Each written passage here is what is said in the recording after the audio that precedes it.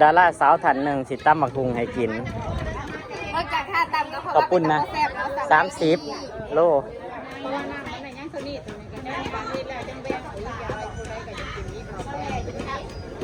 บอกพ่อกับไปเอาไหม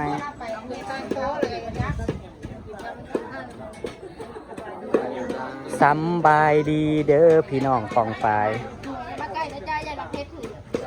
พี่น้องรับตาไว้เด้อพี่น้องอย่าลืมตาเด้อมักพริกสิเข้าตาอย่าลืมหูลืมตาเด้ออย่ามาเขาแต่ว่าหายใจเด้อรับตาซื่อเอาส่งสวงเลยสวรรค์เอาส่งสวงเอาแซ่บ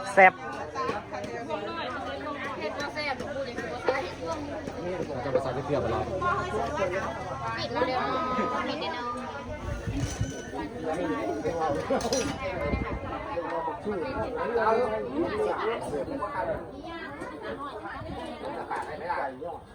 สุเพิ่นซอยซีนไว้ล้วนสู่หมูสู่พวกกินพี่น้อง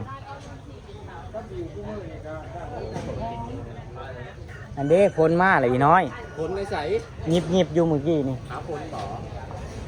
ไปแม่ไปปักตะไคร่นั่นดีนะใช่สิได้ปักตะไคร่ที่อยู่ให้ตัวไปปักตะไคร่ไปมั่นใจนะว่าปักแล้วมันสิแห้งกว่าเก่าปักให้มันไปปักตะไคร่มันว่าน้ำท่วมทีมท่วมแดนตายเลยอีน้อย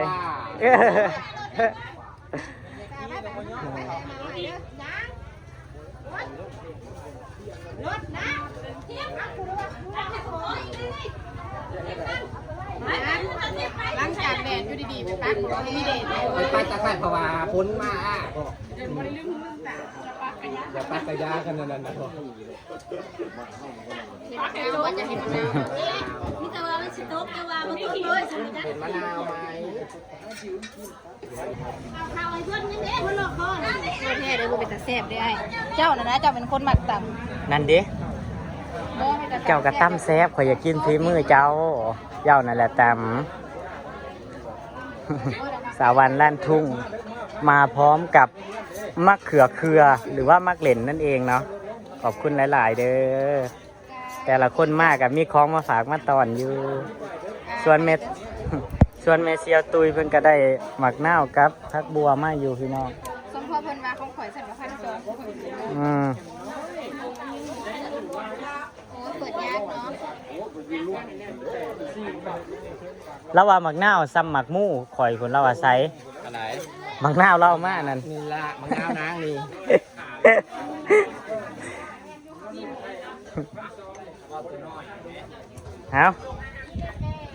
เอาได้เอาแสงยุแซ่บใส่ลายแล้วมันขมหรอได้ตรงหอมไปจ่ายตะบันเป็นเซฟสมังเวทเป็นจ้าที่ประเด็กเตดังอีกโอเคเตดังขนาดประเด็กต่วงพี่น้องจ้าคอมเมมอนสปอนเซอร์เขาได้อีกเยอะอายิโนโมโตะโฟกัสอยากก็ก็อีกแล้วแซ่บแล้วนี่ต้องจังเนอะไม่ใช่ตอนประเด็กมาใส่เรากี่ตัวตอนประเด็กก็ใส่นี่บอกคือมันตามันต้นอันถ้ามันพอแล้วเราก็ใส่เด้อเด็ดตอนทำงานเฮ้ยตอนทำงานมึงหนาแม่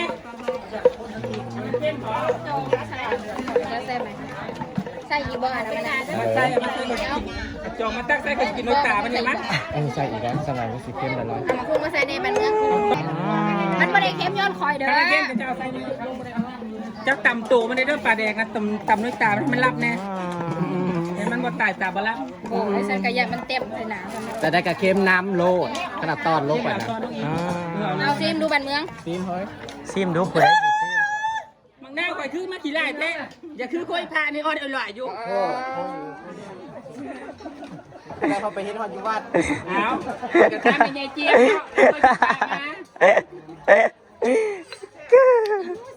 แซ่บว่าแต่อย่างนวดอยู่ที่หน่อยที่มันดูเดี๋ยวเป็นเข้มนะวันนี้ใส่กระปุกเลยแซ่บแล้วพอดีชิมดูวันโบทำจะแซ่บโบเอาจานมาเด้อ ใส่จานเดียวบ่ ต้องแบ่งปันกันนึง ไปกินน้ำกันลากันมาเด้อพี่น้องไม่เชียวพันลากันมาเพิ่นเพึ่งมาฮอดบางกีนี่พี่น้องเพิ่นมากับอ้ายเพิ่นพี่น้องที่ขามมาแต่ฝั่งไทยนะพี่น้องนะกินข้าวปุ้นแซ่บอยู่ ซีมึงนี่ไปไหน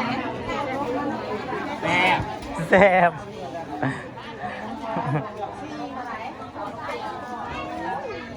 พอดี เดี๋ยวเปรี้ยวหวานอีกหน่อยนึงพอดีเอาโพดว่ากินไว้มูยังไม่ได้กินเบิดแหละมูสิได้กินเพราะมูนี้ก็บ่ต่ำไปจะก็ได้ทำเดียวเฮ้ย ไปตำไหมไม่เชียวเจ้านั้นต จะดูแลลูกผู้ให้มันอิ่มก่อนแต่ว่าเนี่ยผู้หญิงคือข้าวมาทำอะไรต้องกินไรแน่มาแซงมาก็เด็กโลดเลยซื้อเจ้าไปอยู่โลดแล้วมันมากินที่บ้านจ่าได้เอาสามารถให้เอื้อ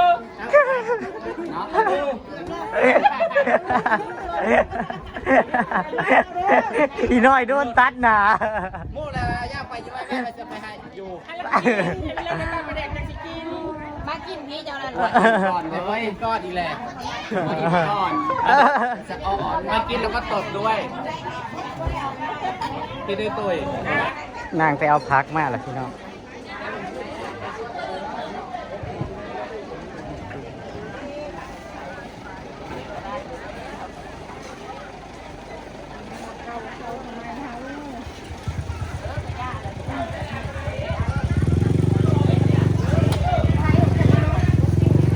อันนี้คือหอมลาบพี่น้อง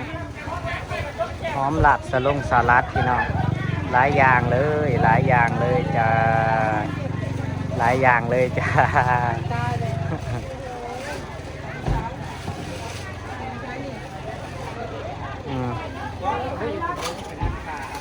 จักนานเราไม่ได้ตัดไว้ถาแต่ว่าไปตัดเอาเองโอ้โอ้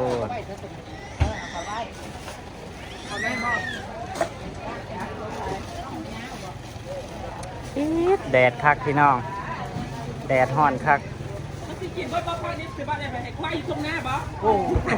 เจ้าชิวเอาได้ไหมเชียว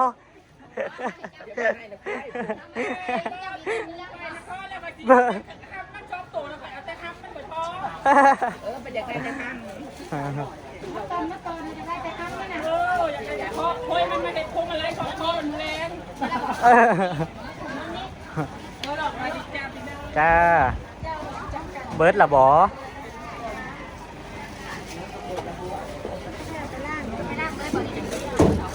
ล่างเลยแหละเนาะ ใช้ตูนของอาชิยำ แล้วสิยำ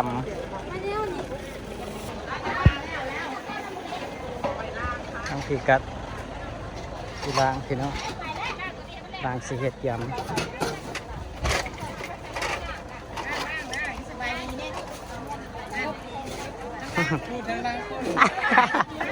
ร้านสาวก่อนสบายโมแมนเราสบายดีมาเบื่อดิร้านสาวกันเอาหมักเครือมาใหายกระตาหนึ่งไดส่วนในเซียวตุยกับหมักเน่ากับพักหอม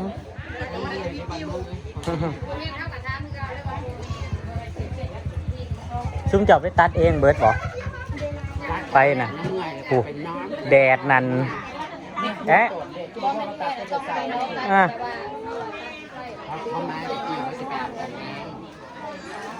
เปลี่ยนเดี๋ยวนั้นจะเอากิน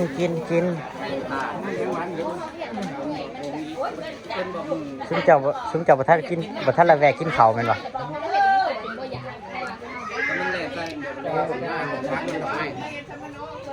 คุณเบียร์จองสมาขึ้นได้ไหมมาซื้อแต่น้ำแต่ว่ามันคุ้มมันว่ามันกินมันยังผิดกับว่าจะเปิดดูบ่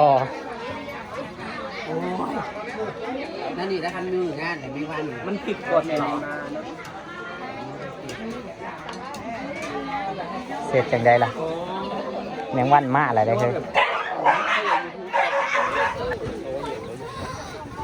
ฮะ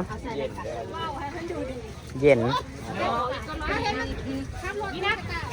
ล้างคงล้างพักพี่น้องเล็กน้อยก่อนข่อยสิไปล้างน้ำเขาตอนนี้ก็ยืนให้กำลังใจเขาก่อนอันนี้ก็กลัวปลา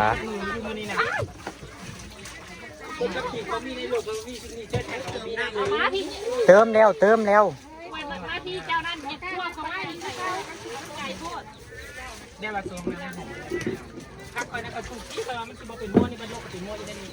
เอาไว้เช็ดตัวมันจะง่ามคือข่อยจะกระเบื้องแต่ก็จะตีจันมันจะข่อยจะเหี่ยวสีเก่ามัน จะว่าอีกยังนะเอาน้ำจะว่าอีกยังนะ เต้งดื่มกูเจ้ามา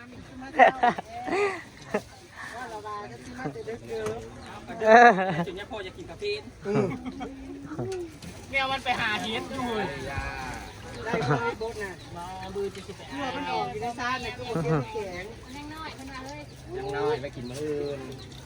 มื้ออื่นเนี่ยเพื่อสิไปหาเห็ดก็ได้มื้ออื่นไปหาเห็ดก่อนมาแกงเส้นมา เราว่าเราจะบ่มาผูกแขนข่อยเราสิไปหาเห็ดเราว่า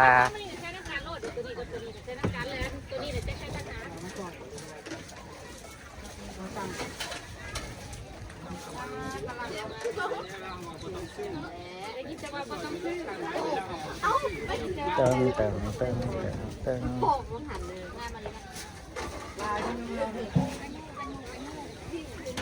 เบาเอ้อ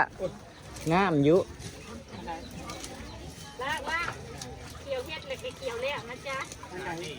พักแล้วนั่นจะขึ้นไปเบิ่งนะ เขาบังเขาอยู่ดิสิบบังคนนั้นง่ายอยู่ต้นหัวง่าย แม่นบ่ทอของซุ่มเจ้าอ่ะ ไม่แน่ใจดำ ใจด ใจดำแล้วกี่ฐานไฟชัยมารับปลูกที่รับปลูกที่ ำ มันบอกก่อนง่ายรู้แต่ก่อนนะ เราเน้นปริมาณก่อน แล้วตอนนี้ปริมาณวันลายแล้วประเด็นมันมาจะได้ก่อนง่ายเด้ แล้วเราก็ปลูกทีเนาะแม่นบ่ ปลูกที่ ทีแห้งอ่ะเราจะเอาหลุดไปแก่เนื้อบ่สวัสดี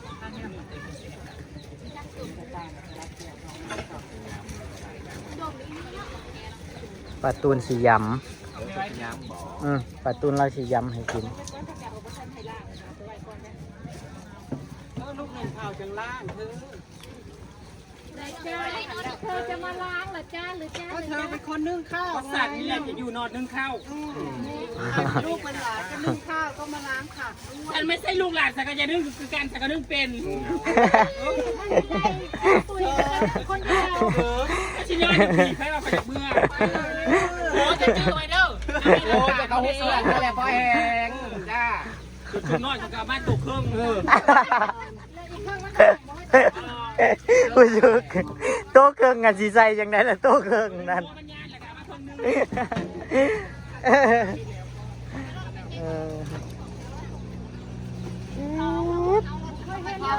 ขี้ฝุ่นพี่น้องขี้ฝุ่นบัดนี้ขี้ฝุ่น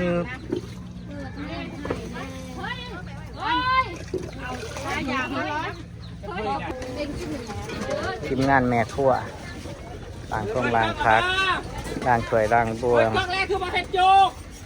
มันเอาจะดีใจขึ้นนะชู เดี๋ยวได้อีกอยู่มันมาทำน้ำได้จะรู้ได้แล้วมันมาจะพึ่งมันได้จะรวดอันนี้นั่นมันถึงเราจะเอาไปใส่ล่ะอันนี้เอามาใส่คือเก่า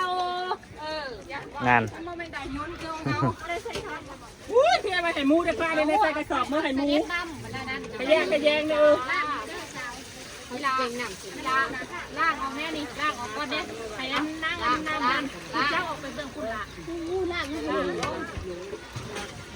คอยแล้วมันถือคุณเลยถอกฉันหน่อยฉันว่ามันหนีกับถอกฉันแล้ว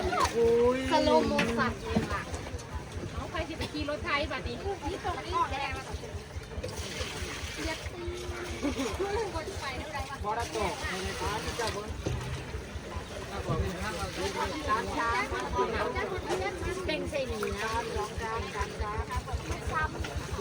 โอ้ก็ไว้ทั้งเช้าเลยแต่ว่าละ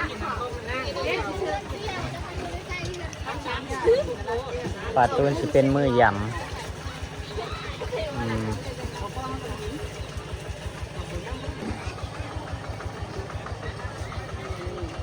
ก็แม่นอยู่เลยสองเนี่ยเรียกว่าท่านว่านครับสองเนี่ยจังเฮ็ดน้อยจังเฮ็ดไปตามลำดับของนี้ร้านเราบอกให้กิน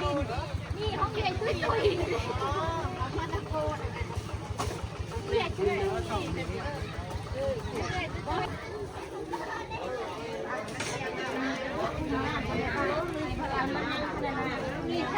เอาไปล้างก่อนเขาคอยกับพี่ชูดลองวงมีดตัวมันเป็นเส้นไหม เราบ่มามืออื่นนั่นเราบ่มามีแต่ผัวเรามามืออื่นนั่นเห็นบ่เราก็เลยสิย้ำให้กินมือนี่นะอืม คือไปล้างเฮิงแท้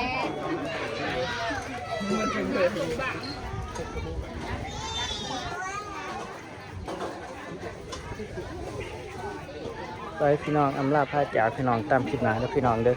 ขอบคุณทุกการรับชมพี่น้องฝากดูโฆษณาหน่อยเด้อไปแล้วพี่น้องมาดูครับ